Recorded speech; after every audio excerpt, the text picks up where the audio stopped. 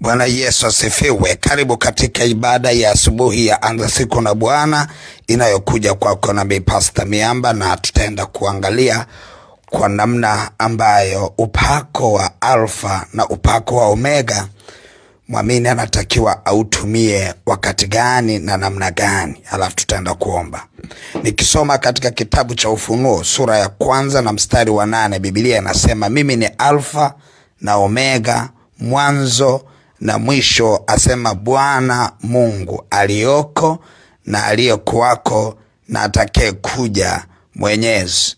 Tunaona hapa maandiko yanapoeleza upako wa Alfa na upako wa Omega ni ule upako wa kuanza na upako wa kumaliza. Anaeleza uwezo wa Mungu kujua mwanzo kabla, kujua mwisho kabla ya mwanzo, na kuweza kuanzilisha kitu na kumalizia kitu kwa ukamilifu wake. Halafu anaeleza mambo ya namna ambavyo anaweza akatimilisha vitu kwa nyakati, kwa sababu yeye ni Mungu wa wakati ule ule na nguvu ile ile. Anasema yeye ni Alfa na Omega, mwanzo na mwisho, asema Bwana Mungu aliyoko, anaongelea nyakati hizo, aliyokuwako na atakaye kuja, Mwenyezi. Anaeleza kwa habari ya nguvu ya utimilifu katika nyakati zote na katika uweza wote. Yeye ana nguvu ya utimilifu wa kuanza na utimilifu wa kumaliza. Sasa hii Alfa na Omega katika ulimwengu wa roho ni mafuta, ni upako ambao huwa unamiminwa kwa ajili ya kuanzisha vitu ama kufanya vitu vikaanza, au kama vitu vimeanza kusababisha vitu vikatimia, vikafika kwenye hatima yake. Kwa hiyo ni lazima sana kujua unatakiwa unahitaji upako gani kwa sasa. Vile ambavyo unaanzisha mradi wako, ulazima uite upako wa Alfa. Ukiona tu kuna wazo lipo kichwani haliwezi kuanza, ni lazima uite upako wa Alfa ili uweze lile wazo kuanza. Kwa sababu kuna mtu ana wazo, ana mtaji, lakini namna ya kuanza ndio shida. Kuna mwingine ana wazo lakini mtaji ambao ndio sababisha kuanza ndio shida.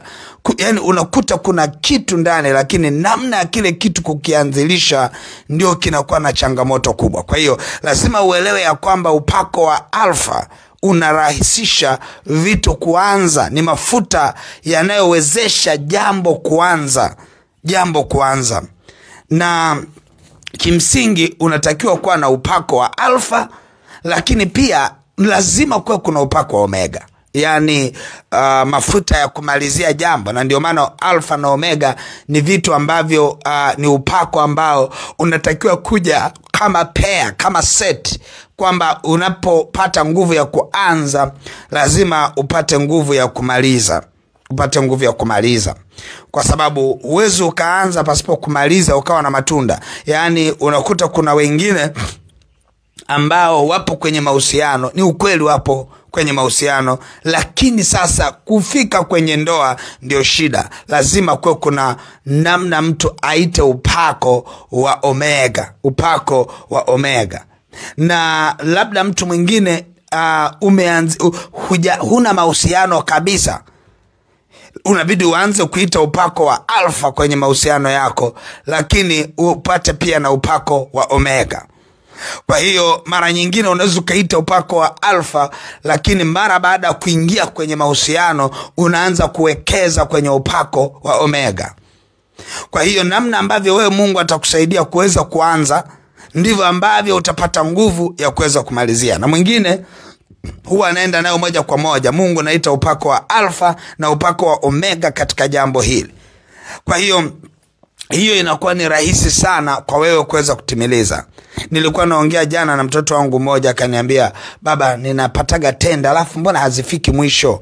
Yani ahadi zinakuwa ni nyingi sana, kwamba okay, njoo pima vipimo vizuri vya ujenzi, hebu pima hiki. Halafu baada ya hapo anaishia tu kupima, akiondoka site haitwi tena. Akija nakuta mtu mwingine ameshafanya ile kazi. Akasema hii kitu imekuwa ni kitu ya inayojirudia mara kwa mara. Naweza nikaitwa mara kwa mara, najikuta niko busy, naenda huku, lakini naishia tu kupima. Siwezi pata tenda ile ya kupima, afu ghafla tu ikaenda kwa smoothly, yani ikaenda kwa urahisi hadi kwenye kuenda kuitengeneza. Unajikuta anapima lakini utengenezaji au kukamilisha inakuwa ni shida. Sasa nikawa namuelekeza kitu kimoja. Lazima kuwe kuna upako wa alfa kwamba upate tenda. Lakini unapopata tenda lazima kuwe kuna upako wa omega kwamba ile tenda iweze kutimilika. Hayo ni matumizi sahihi sana ya upako wa alfa na omega. Na mara zote huu upako unasindikizwa kwa sadaka. Yani lazima uwe na sadaka ya alfa na omega. Lazima uwe na sadaka ya alfa, kwamba nguvu ya sadaka unapoenda kuanza mradi, kwamba sasa ninataka Mungu nipate sehemu nyingi za kwenda kufanya project. Unaweka upako wa alfa, sadaka yako. Utakapopata kazi hiyo, kama mfano huyu alienda kupima, anaenda kupima site. Ukisha pima, tafuta sadaka ya omega. Mwambie Mungu, mradi ulioanzisha na hadi nikaenda kupima, ninaomba upako wa omega kwamba mimi peke yangu ndio niende nikahakikisha ule mradi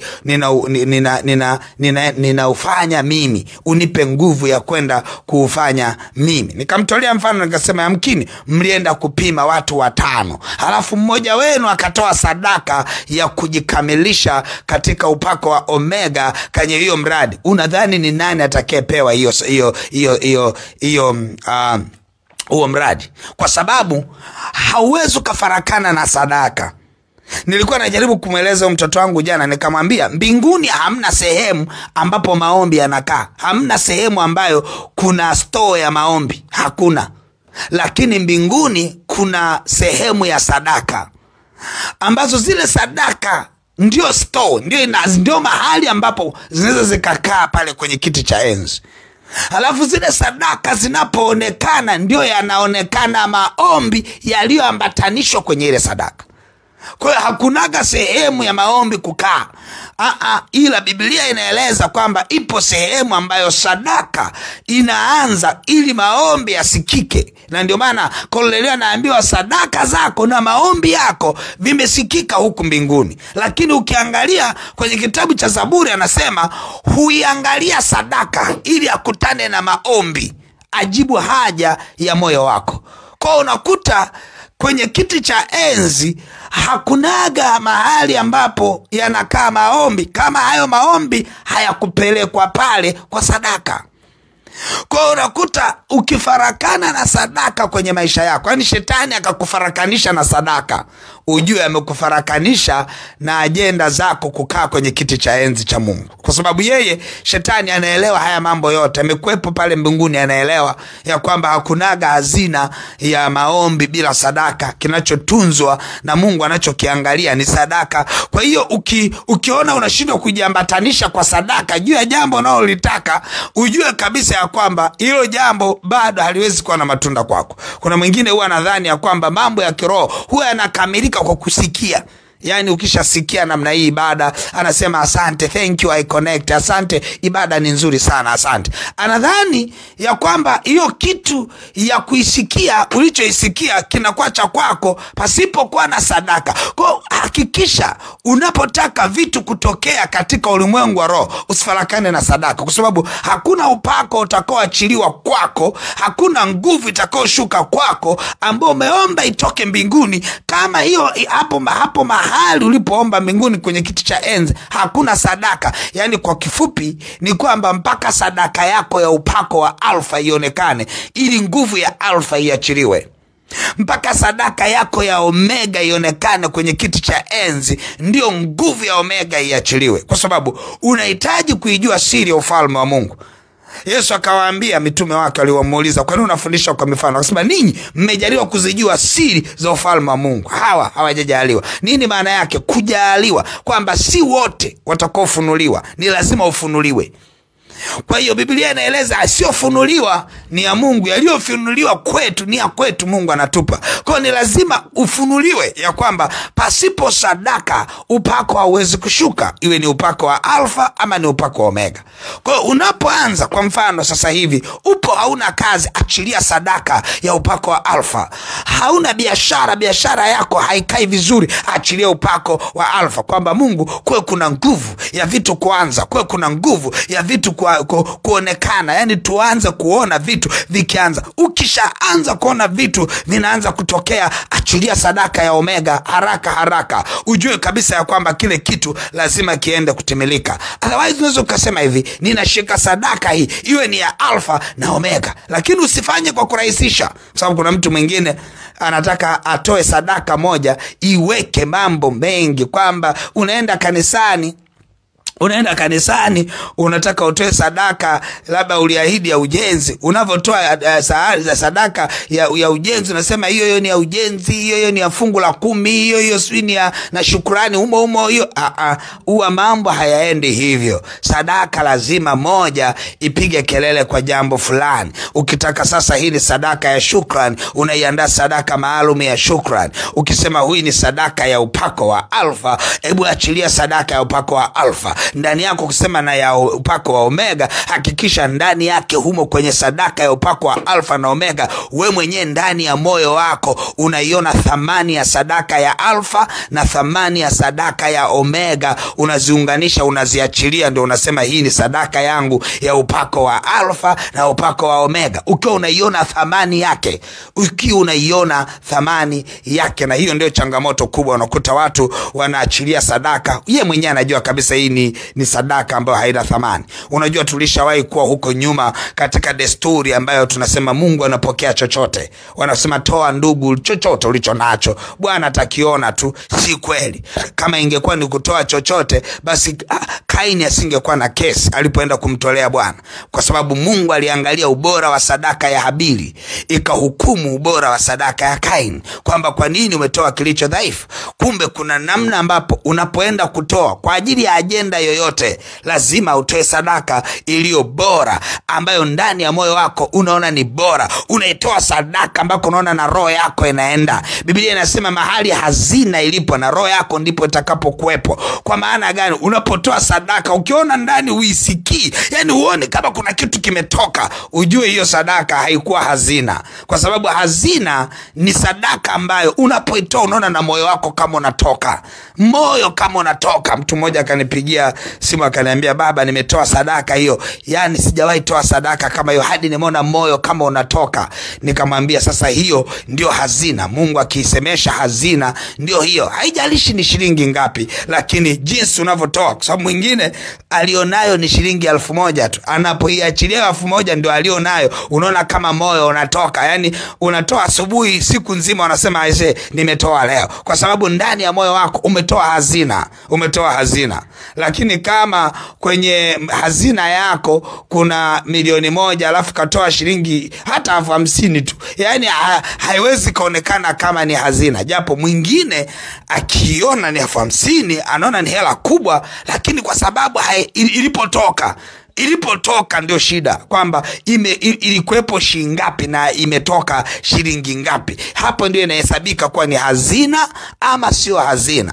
Kwa kuna mwingine anaweza katoa senti 2 kama yule mama aliyetoa kwenye Biblia, akawa ametoa hazina yake. Mwingine anaweza katoa 100,000, lakini ukiangalia Mungu alichombariki, Mungu haoni kama ni hazina, anaona kama tu umetoa iliyo ziada. Kwa hiyo unapoenda mbele za Bwana kushughulika na upako wa Alfa, unataka Mungu aanze, toa hazina yako. Umwambie Mungu, naomba upako wa kwanza.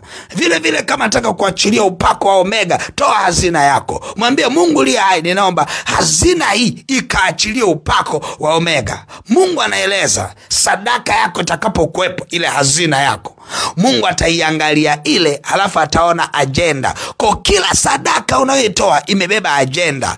Una agenda gani? Usije kusema Mungu haelewi sadaka hii ni ya nini. Yani wewe utakapotoa, Mungu anachunguza moyo wako, anajua hii sadaka hii umeimimina kwa Bwana, una agenda fulani. Mungu atakapokuja anashughulika na ile agenda sawa sawa na display ya sadaka yako, inaonekana pale katika kiti cha enzi, inaonekana sadaka yako. Atakapoiangalia sadaka yako, anakutana na haja ya moyo wako. Ninaona kama Bwana anatuhudumia pande zote mbili kwa habari ya upako wa Alfa na Omega, lakini pia Mungu naona anatusemesha na sisi kwenye upande wa ubora wa sadaka. Ngoja nisome andiko hapa uelewe ninachokiongea, kutoka kwenye Zaburi ya 20 sura ya kwanza, mstari wa kwanza, sura 20 mstari wa kwanza na kuendelea. Bwana akujibu siku ya dhiki, jina la Mungu wa Yakobo likuinue, akupelekee msaada toka patakatifu pake na kutegemeza toka Sayuni. Azikumbuke sadaka zako zote na kuzitakabali dhabihu zako,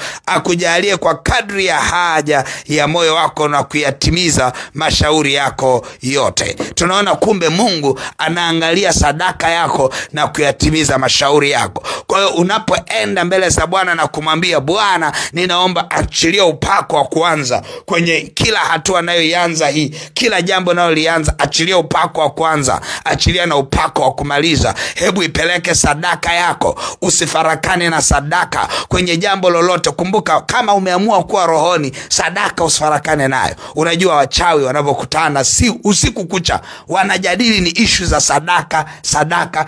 Yani wana sadaka na agenda, sadaka na agenda. Tumloge nani, sadaka yake iwe kiasi gani? Tumuumize nani, sadaka yake iwe kiasi gani?